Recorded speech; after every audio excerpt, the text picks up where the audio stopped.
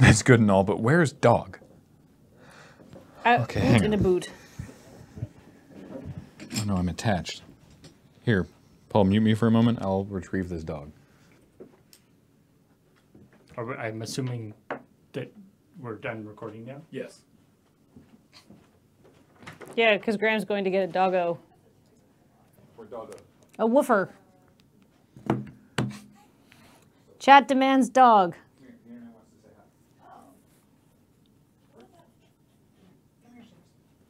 James, come here. James, I'm gonna pick you up, okay? Can I pick you up? Yeah, go ahead. I'm gonna pick you up. Dog. Yay. Okay, hey, stop that. I wouldn't let you do that to a cat. I like that Seamus has Hi. his own emote. Hello. It's not just like a dog emote. Let's not wave you around for people. That's not nice. Let's support your bum at all times. Thank you, Kathleen. Hi, Seamus. Would you like to get down now? No, he's actually very happy. Lots of people with the He's a lap dog, eh? Happy he looks. lots of people with the official Seamus emote, except no substitutes. Here, why don't you sit on my lap and I'll give you some good scritches. Okay. Yeah, there's a lot of Seamus in chat right now. Would you like to go see your mom?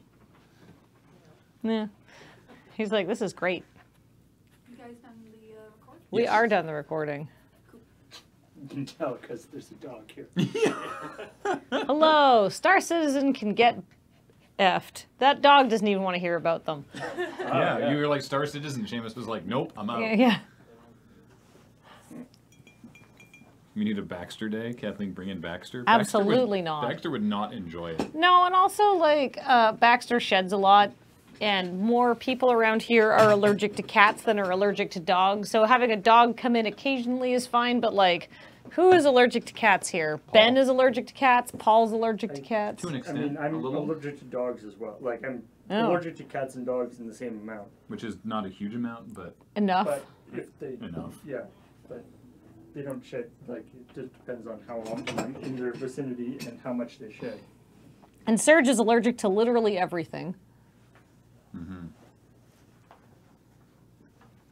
Hey Kathleen, can we re-record the Star Citizen segment except instead of even more news about how Star Citizen is awful, we watch a cute dog for 30 seconds? I mean, I think we already did that. Yeah.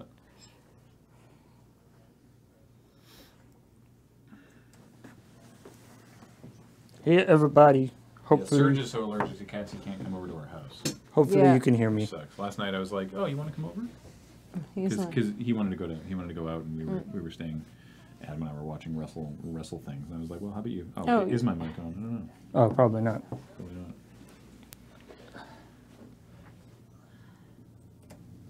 Serge is so allergic he can't come over to our house. yeah. How allergic is he? Oh, That I just yeah. there's also yeah. Ben also sometimes has problems if we're filming when we do like filming outside, especially during the summer. Let's get you traipsing through a field. Yeah. Didn't you guys find out he's also allergic to horses? Probably Serge or Ben? Ben. Ben? Like, isn't Ben, like, allergic to a wide and exciting variety of things that you don't normally encounter? I think so. Yeah. At least we have that stock footage of Ben now. Yeah. Anytime we need to show Ben traipsing through a field, we have that one shot. We can just use it over and over again. Exactly. Yeah, actually, Serge is not allergic. He's, like, hypersensitive, so it's not like something he can get an allergy shot for. Because it just, like, I don't know. It's different and Prominent scents are also a problem. Yeah, for like any Serge. scented products and perfumes are really bad for him. Mm-hmm. But anyway, Serge and Ben, multi-allergy pals. Woo. yeah, most of my family is allergic to furry animals to some extent, which is why I never had one when I was. I had a hamster when I was a kid. That was about it. I wonder if chat Oh, can Music hear... of the Spheres is tonight. The Yeah. thrilling conclusion. I remembered that, but also forgot about it until you'd mentioned it. Like, I knew I was doing it when I went in this morning, I was like, ah, yes, we get to conclude this. Seamus. Hey, you just hear little like panting of dog coming. Light panting. What's Music of the Spheres? It is Cameron's Call of Cthulhu campaign, two-parter. Part 2 is tonight. You have time between now and then to watch Part 1. It's on the YouTube. Or audio version if you prefer that. Yeah. That also exists. All right, some stories. So, yeah, the Call of Duty blackout mode, if you'd use an emote, you can look around corners. You goofs. So the Battle Royale mode is called Blackout? Yeah. Yeah, And so there's no single-player campaign, but there's sort of a single-player tutorial thing that walks Right. you through the character types and stuff, so it's sort of there. I mean, that's just like playing against bots, though, right? Like, it's not an actual. Yeah, the real meat is the multiplayer. Call of Duty fighty shooty. Nice. Isn't that a thing you can do in Fortnite? I don't know. I don't play Fortnite.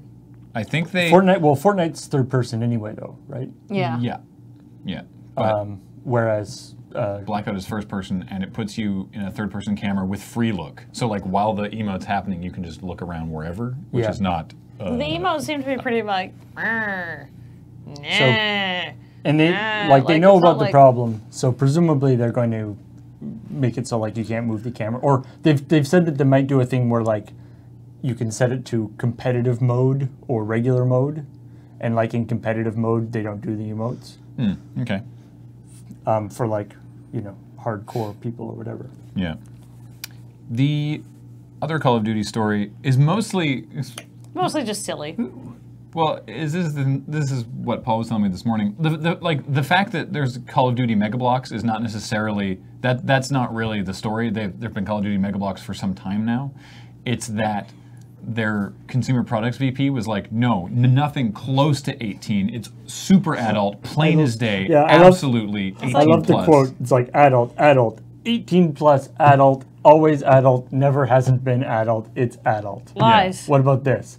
That is. I have to explain that. That's a separate thing. Yeah, it's all these different. The thing that's like, in Europe, you can only get the Mega Bloks at GameStop and Game, not at toy shops. It's like, but those stores also sell toys, and children go there. It's like, but we put them in the video game section, not the toy section. They don't care. Nobody cares. Yeah.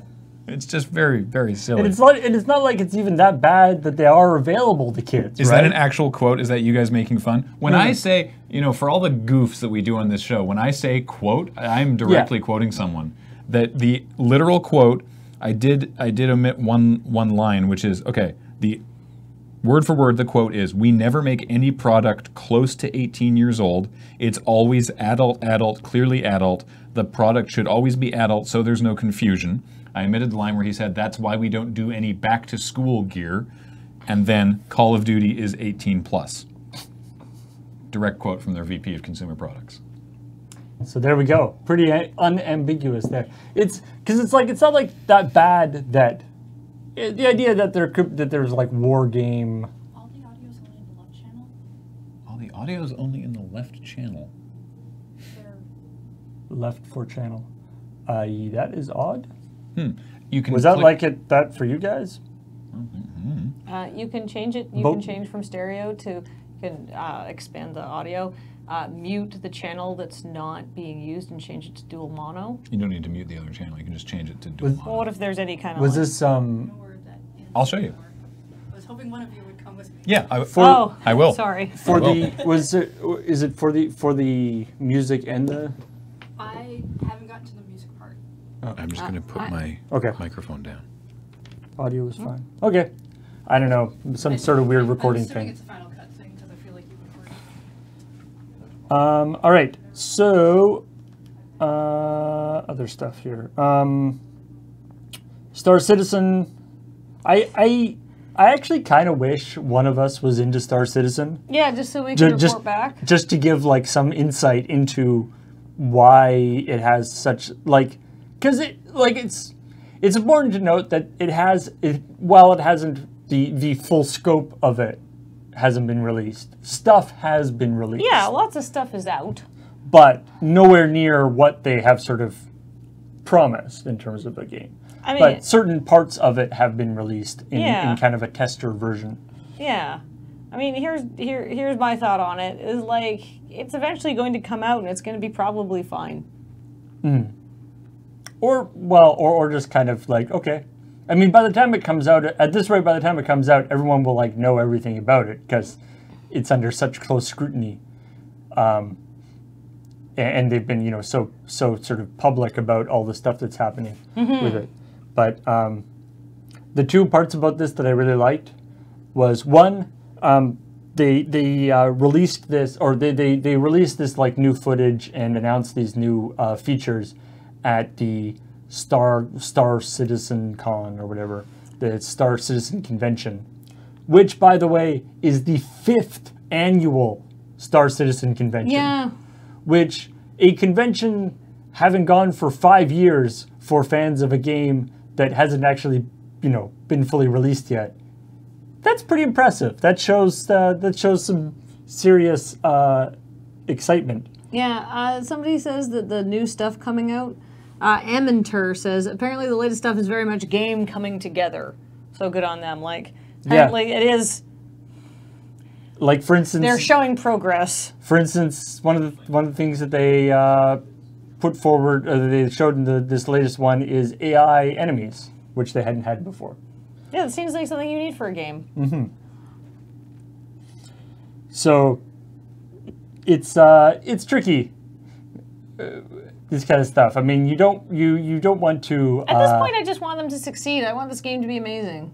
It's true. Like at a certain point, it's like, yeah, maybe it could be super awesome. And it's the kind of game that like I remember talking to my friends about, like when I was in high school, just be like, oh man, it's the like, wouldn't it be cool if game.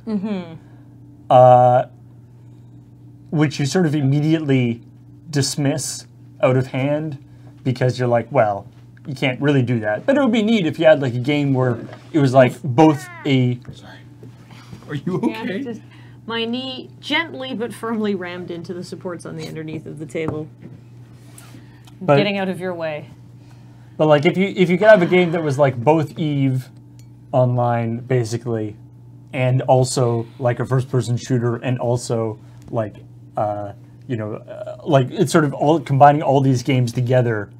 It's like that would be really cool. You can do it because it would be way too hard to make and it would be expensive and it would never follow up. But it would be a neat idea, and that's what they're actually trying to do. Yeah, which you have to admire the ambition. It's doing it now. I don't think it's the headphones. That's weird. Huh. I guess do the edit and we'll take a look before. Yeah. Yeah. Okay. Weird. Oh, we redid 2 of the stories, by the way. Yeah, I know. Cool. Turns out well, I was going to say I thought it was the headphones, but it's something wrong with probably the speakers or the... the both tracks are actually there. It's just not... Yeah, they're both playing fine, but it's only coming through the left audio. Also, we have no idea how long that might have been doing that, because generally the only person who uses headphones on that computer is Ben. Oh, no. Interesting. I use it to listen to my final... Well, it depends how many other people are in the office when I'm doing the panelists. Anyway. But I know that audio is balanced, so... Other stories. We got the Rockstar Games one. I mean, that's, That's like new as of this morning. I started writing the story and then I saw the update where he was like, "Oh no, I just meant like I really only meant us and only for like 3 weeks, and it's only if people want to and passion for the project or whatever." And like, well, you shouldn't have, assuming that's all true, you shouldn't have said the thing that like I said in the story, read the room. Yeah, yeah. Oh my God. Like there's a certain time in which, like, we're all so enthusiastic about it, we've been working on it, nonstop, is something to say that it's like, oh, that's exciting. But yeah, this is not the time to push that. No. Aspect. Also, it's really funny that it's literally September 22nd that like feature list, including the horse ball shrinkage, came out. It's like, oh my God, stop. Come on, guys, no. Stop. Also, yeah, also to me that really sounds like bullcrap. For one thing, I don't know how video games are developed, but I'm pretty sure that the lead story people shouldn't have 100-hour days worth of work to do 3 weeks before the game comes out. That's why that sounded like dog shit to me. It's like it said It's like your dialogue should have been locked for probably like a couple of years now at this point. And even if they change something at this point, it's not like if they change something, that's hundreds of hours for other people to do too. Yeah, like I don't believe you. Also, there was another bunch of articles that Rockstar doesn't use like big name actors anymore because of ego, apparently, and expense. I think was the other thing. I think it's probably mostly expense. Those are closely related, I guess. Although apparently Graham Greene is in Red Dead 2, so that's cool. What does that say about Graham Greene? It's kind of a dig on Graham Greene, honestly. Yeah. Academy Award winner Graham Greene. Yeah, exactly. Yeah. Yeah.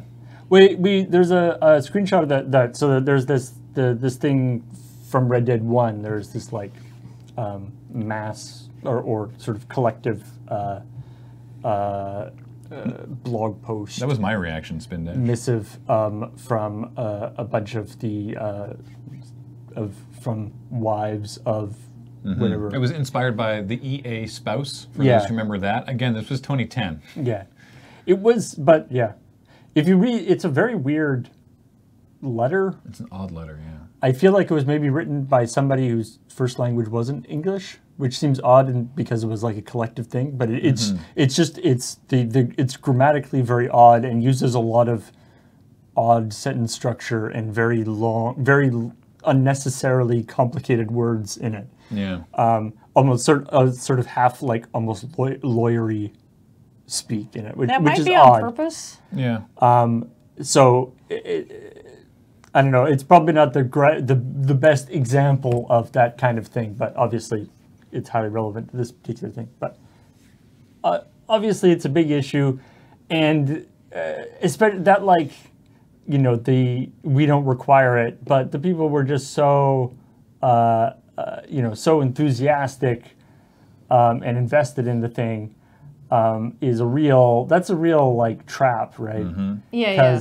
Because then the implication is that, if you want to go home to your family and only work 60-hour work weeks. You're not enthusiastic. You're not invested in this game. Yeah. You don't have commitment. It's like, right? Yeah, so, no, I have are... to sit here at my desk and wait till my boss leaves, which is how people die from overwork in Japan. Yeah, it's like, you're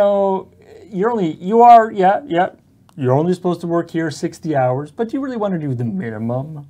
Yeah, you want to talk about things. You only have 3 pieces of flair. You want to talk about things that are fucked up in Japan. Kathleen and I have been to Japan twice for many, many weeks, and you know what we never ever saw once? No panty vending machine.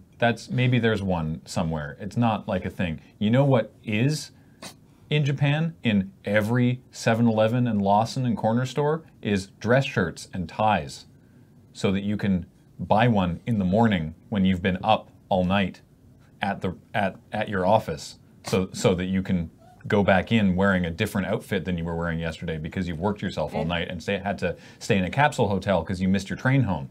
Yeah, so you've had 4 hours sleep and you look like shit. Yeah. You'll at least be wearing a pressed shirt. Woof. See. Exactly, Seamus. I agree with you. To me, that actually, now I'm thinking that maybe they should have panty vending machines, not like used, but like new. Yeah. Like, because you like underwear, yeah. Like not just from a practical standpoint, not from a weird, sexy standpoint. Yeah, it's like, I need to change. Yeah. Anyhow, hey, I have. But they do get you up on the roof to do calisthenics, so I kind of like that. I don't want to be forced to move my body in unison with others. No, I don't. I don't like that aspect of just the idea of like staying active. Is a good idea. Yeah, 10 minutes of lip service before training you to a desk for 16 hours is not useful. Hey, they've got some late breaking news that just came in. How do you feel about Chimchar? Turtwig or Piplup? Do you have any strong opinions? Chimchar makes me uncomfortable. I like Turtwig. Piplup's kind of cute. I think don't know what those are. Those are Pokemon. Those are the Gen 4 starters. I would choose Turtwig. Guess what's coming to Pokemon Go as of like this afternoon? As of like 5 minutes from now. Gen 4. Ooh. Turtwig. Yeah. Turtwig. He's. I know all about Turtwig now. No, it's Turtwig. Holy shit! Are you serious? Yes. The he has a shell, but the shell is made of packed soil because he's a grass type Pokemon. And Turtwig is a plant. Yeah. All right, other stories. There's a great interview with the designer of the nose picking Not yet. mini game Oh yeah, from WarioWare. from WarioWare. It's so good. Which apparently the design process for a lot of WarioWare video games was they had a big whiteboard where people would just put like a word or a sentence or a phrase or a little drawing on a post-it note and stick it to the whiteboard whenever they had an idea, and then they would like choose which ones they want to do. And so the nose picking one was a nose with a finger and pick in letters, which if you've played WarioWare, that's basically the game. Like that is a very accurate nose. That is an accurate wireframe of that game. And so the guy does that, he built the game very quickly, and then had it like you can pick your nose, you go there and pick your nose. And he found that it was too difficult. As is often the case with game development, the developers, because you're so in there with the game, you're better at it than like an average player or whatever. And also for WarioWare, they have like different levels of difficulty, right? So he needed to figure out a way to make it different levels of difficulty, and you didn't want to just make it like the hand moves faster. And so that's why the lowest level of difficulty is you pick it with your pinky finger, which is smaller, so you have a little more leeway into going into the nostril. And then you pick it with your index finger, and then you have to pick it with two fingers. You have to pick both nostrils simultaneously with two fingers. And I just love that as like a little... I feel like that's a wonderful kind of encapsulation of the game development process as a whole. Yeah. Because rendered in just this one tiny game. He started with the index finger, and then they were like, that's maybe too difficult. And so then they were like, well, what if we like slow it down? Like, no, let's not do this speed based. Let's do this finger based. They were like, wait a minute, hang on, this is perfect. But that's like the thing, right? It's like video games where they make it more difficult just by making like the enemies have tons of life or faster. That's no fun. You have to make it different. I want more fingers is the equivalent of the enemies becoming smarter and using tactics. I want a new WarioWare game. So say we all. It was like a greatest hits with some new stuff. Gold yeah. On Switch, I think. I should probably still get that because it's super fun. I know that because along with this article was a video. What was it? Was a screenshot of that. The nose-picking video game in the re-release, which apparently has different noses. Yeah. Really taking it up to the next level. Oh, 3DS, not Switch. Yeah. Hey, Razer is still trying to make a phone for gamers. Yeah. Yeah. Even though it's using an Android base, obviously, and then the iPhone chips are faster. But apparently this one's vapor cooled. Yeah, so they've got like, because the problem is that the Android, because Android is like is a thing that everyone can get, and everyone uses very similar components. Yeah. Differentiating yourself in the Android market can be quite difficult, and so they've decided to be like, okay, gaming on your phone is, and so the specs for this thing, or the kinds of features they have for this thing, is literally the kind of stuff that they have that like NVIDIA talks about for like their graphics cards. It's like they've got custom. Bye TQ, bye Seamus. They've got like custom profiles for different games. There's a custom launcher thing, so that like we talked about the whole thing like. In order to get Fortnite, you have to go through the whole thing. They're having their own like launcher that can install Fortnite and other games without having to go through the Android store. It can run 120 hertz the screen, so that it's fancier that way. It's not particularly attractive. It's going to be so good for playing Animal Crossing Pocket Camp. Like it's just sort of a it's rectangular. Got a color-changing logo on the back. I don't like playing like first-person shooters on my phone. Yeah, exactly. I think this is a dumb. I don't. I was watching MKBHD's impressions video of it, and it's like, boy, that's super cool. Okay. Yeah, why? Apparently, the camera is much improved over the previous Razer phone. So that's cool too. Cool. Here's some dumb news that we don't need to talk too long about. Somebody has patched the new Bowsette into Breath of the Wild, and a streamer is now playing through Dark Souls 2 while wearing a suit of armor. I feel that those stories are all self-explanatory. Yeah, the suit of art, the guy's celebration when he like had beat the first boss or one of the bosses while wearing a suit of armor is pretty inspiring. I have to say, the Bowsette in Breath of the Wild. It looks great. Again, this is a mod for the. I don't think you can play it on the Switch version. I think you have to be emulating on a PC. Is that how that works? I actually don't know how. I don't actually know how Breath of the Wild mods work. But the art for like the actual character model is amazing because it's Bowsette in the Breath of the Wild style. Yeah, It's and just like very they've got impressive. some dress physics for her and stuff. Like it's really good. Yeah. Bowsette continues her slow takeover of the entire video game industry. It's the Wii U version. Oh, the Wii U version. Oh, okay. Because that system, you can get them wide open. Cool. Apparently, the guy playing Dark Souls in armor is a friend of somebody in chat. Oh, awesome. nice. And Bethesda has teamed up with the West Virginia Tourism for a Fallout 76 promotion. Hello. Look at how beautiful West Virginia is, and now imagine it as a post-apocalyptic wasteland. Or just like, did you like all these places in Fallout? Now imagine them with people and not everything destroyed. Yeah. It's even nicer. West Virginia, we're nicer than a post-apocalyptic wasteland. Yeah. That's a low bar. Yeah. I mean, I've driven through West Virginia very briefly. Oh yeah. Yeah, like we passed through a slivet of it. I We think. talked about this on the stream actually. Yeah. I encouraged a bunch of people who'd never heard of it to go and watch Tabletop Deathmatch Season 2. Oh yeah. Because I still think it's one of the best shows we've made that nobody watched or cared about. No, it was and I got to go on a great road trip across America. Yeah, Kathleen, Jason, and Emma went on a month-long Trans-American road trip to interview all the finalists. True story. I grew up in the DC metro area, had great fun in Fallout 3 matching rubble to real places. Yeah. I enjoyed it twice, says Reinhard. Well, thank you. Speaking of, the Razor 2, so a story in terms of late-breaking news, a story I just saw about an hour or two ago. The withered husk of Palm Oh yeah. has pilot. shown back up again. Who I believe they're owned by like a Chinese company now, with a new phone called the Palm.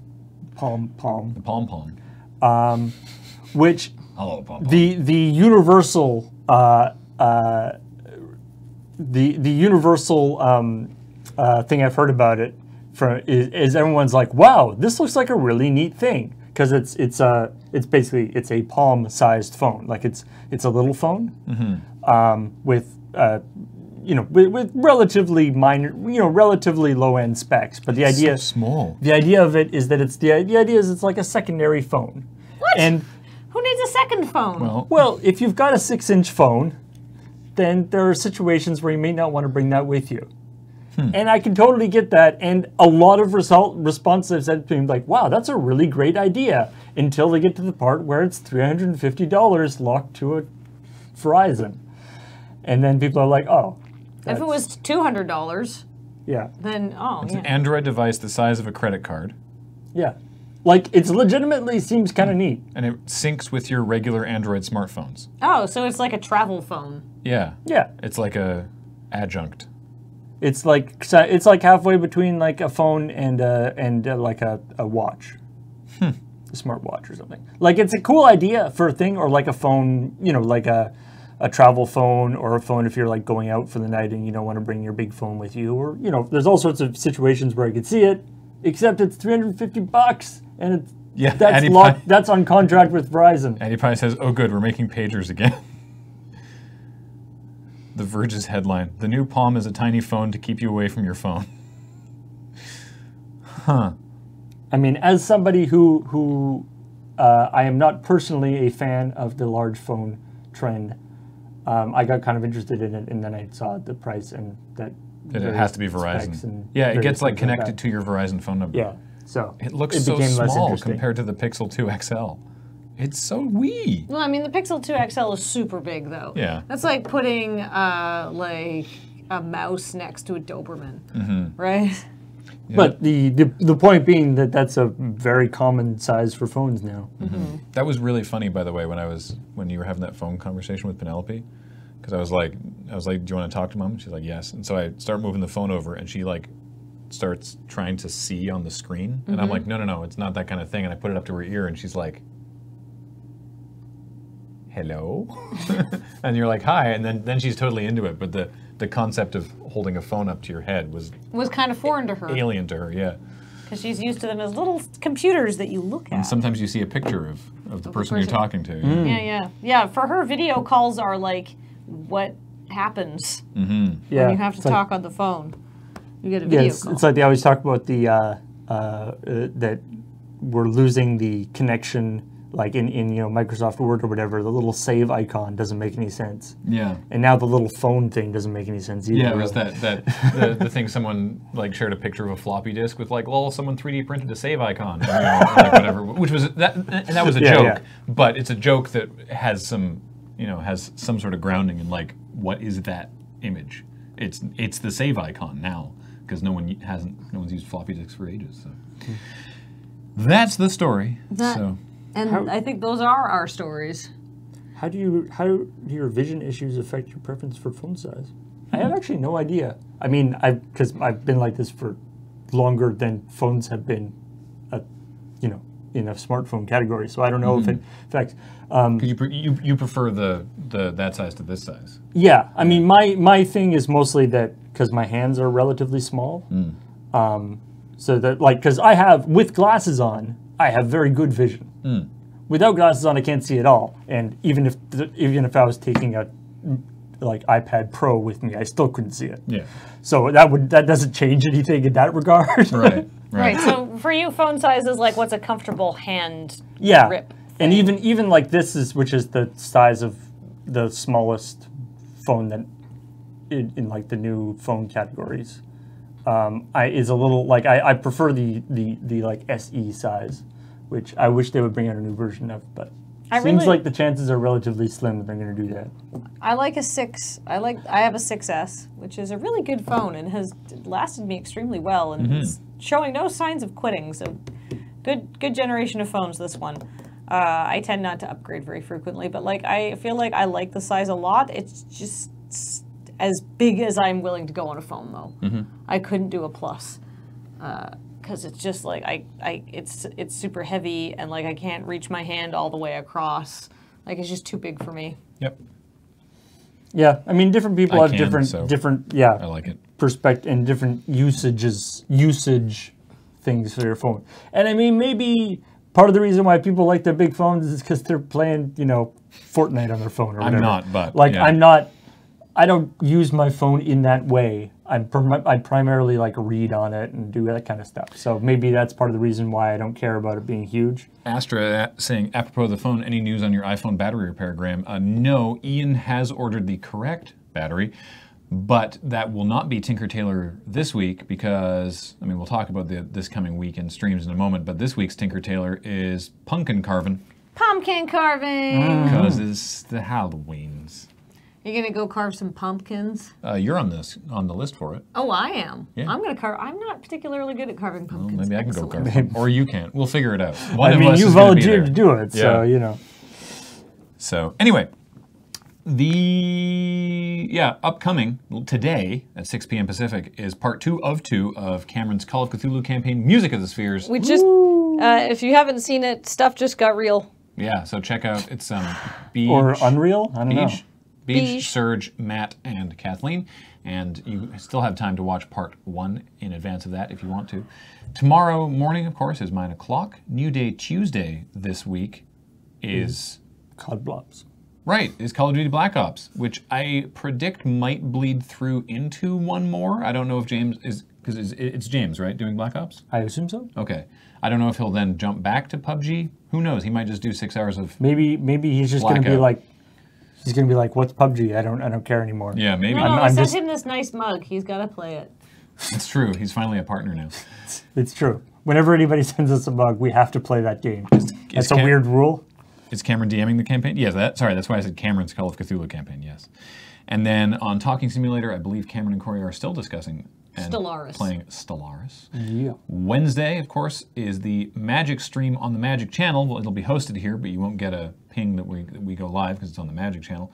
Let's Nope, continuing spooky times.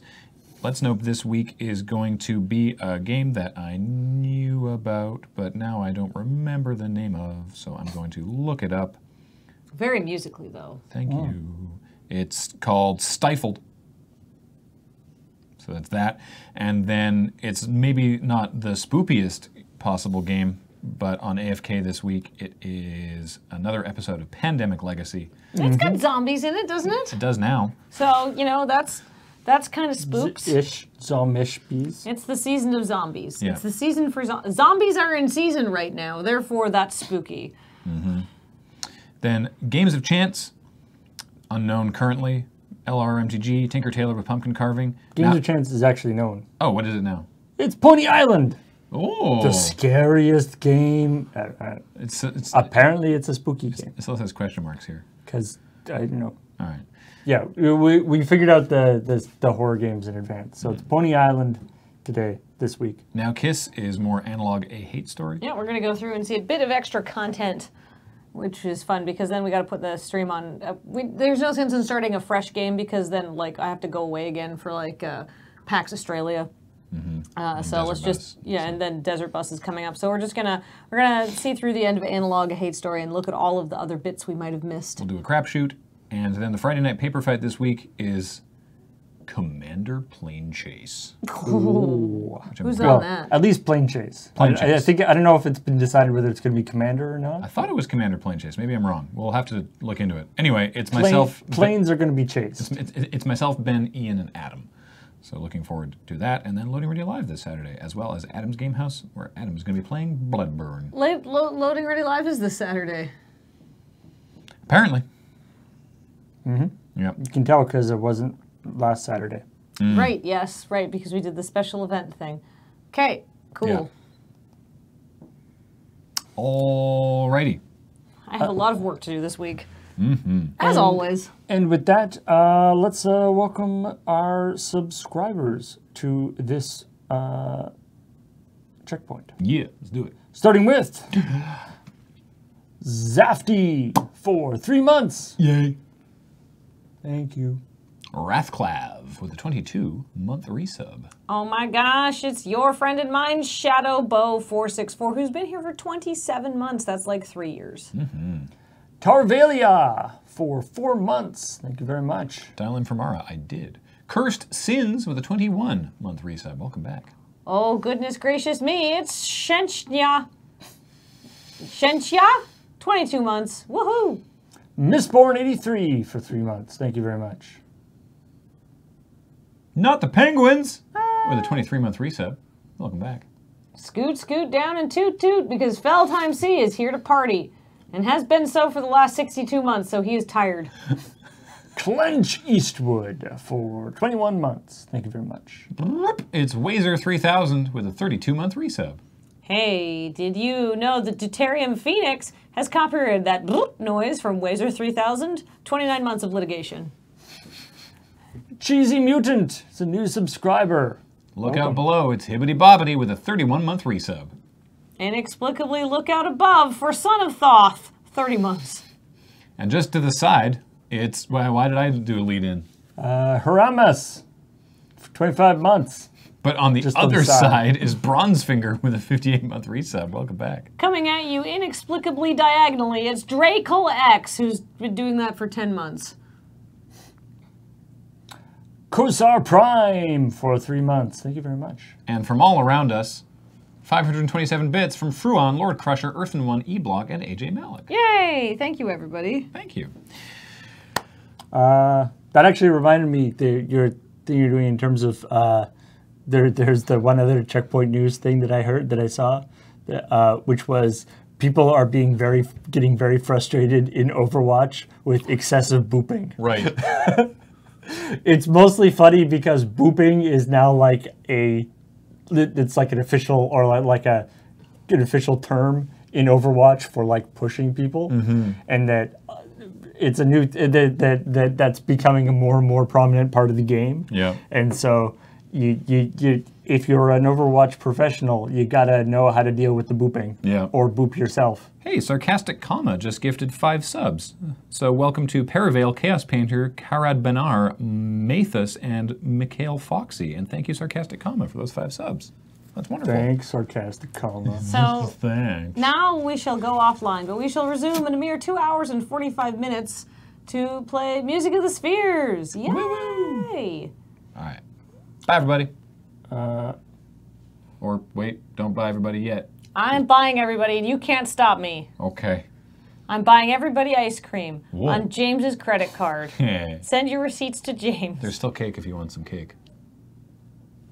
Hurry up with the buying so I can go eat cake.